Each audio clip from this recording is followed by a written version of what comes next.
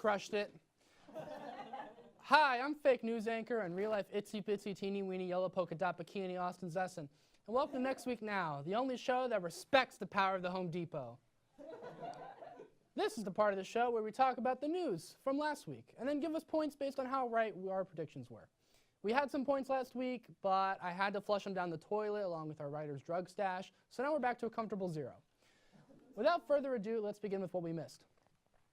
The president of the university, Craig Wendys, or as I like to call him, Daddy Wendys, violated university code this week by consistently purchasing first-class tickets for him and his wife. He promises to pay back the $27,000 he owes to the university, but unfortunately, we only accept Bevo Bucks in the top 10%. That did not come out right.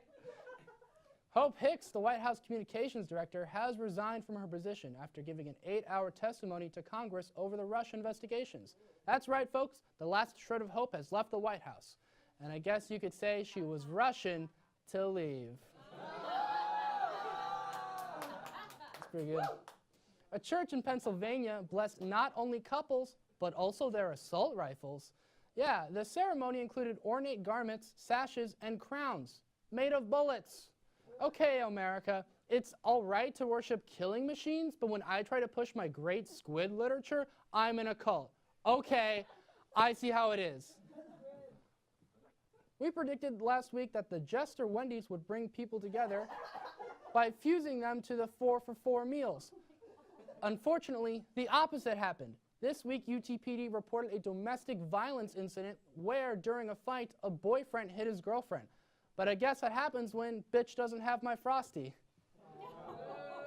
Okay, sorry everyone. That joke was in poor taste, just like Wendys. Minus 15 points. Okay, that works too. A New York woman is accused of poisoning a look-alike rival with a cheesecake and then tried to steal her passport, keys, and cash. And I thought my wife's cooking was bad. I miss her. Come home, Patrice. I don't know how to feed the goldfish or the children. There's like 2 left. Sorry, everyone. Let's talk about Dick's. Sporting goods. Sporting goods.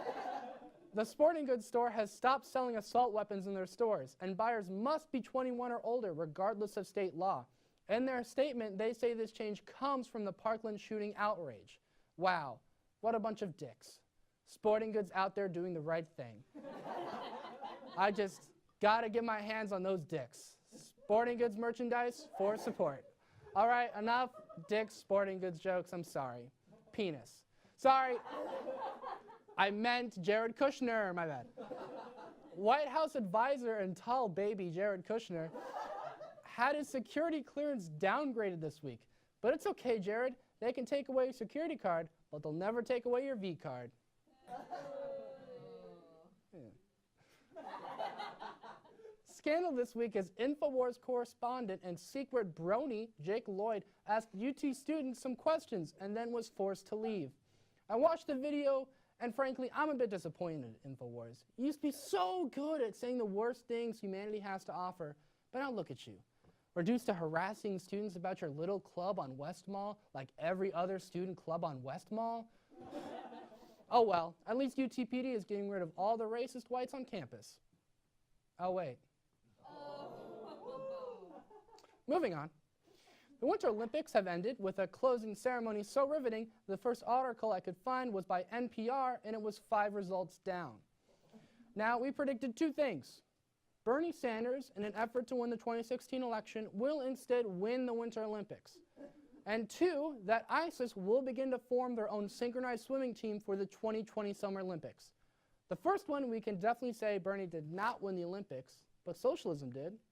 5 points. Yeah. And now the second. Oh, okay, here's the thing. What do we really know about ISIS? What Caviar News tells us? Psh. We don't even know for sure that they're spreading lies about ISIS is really up to, so they can have all the ISIS for themselves. Yes, ISIS could be spreading fear and violence throughout the Middle East, possibly because of the power vacuum the Afghan and Iraq war left the unstable area. But Why can't they also be planning a splendid synchronized swimming team? It's the underdog story of the century. I say we get 10 points because it didn't not happen. We end tonight with 0 points, which means on paper we're not winners. But really, we're still winners at heart. Aww. My name is Austin Zesson, and this has been What We Missed.